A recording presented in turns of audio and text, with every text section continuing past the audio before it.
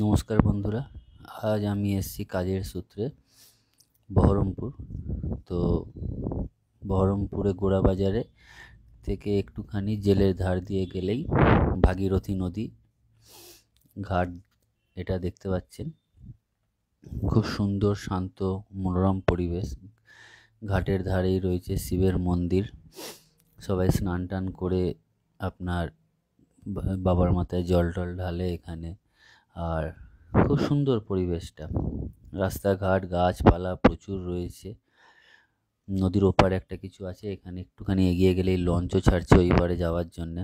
আর একদম বিকেল বিকেল করে এসছি, এখানে জেটি করা রয়েছে, কি সুন্দর দেখলাম, এই যে ঠাকুর বিসর্জন দেওয়ার জন্যে। খুব মনোরম পরিবেশ, খুব ভালো লাগলো আজকে জায়গাটায় এসে আমার।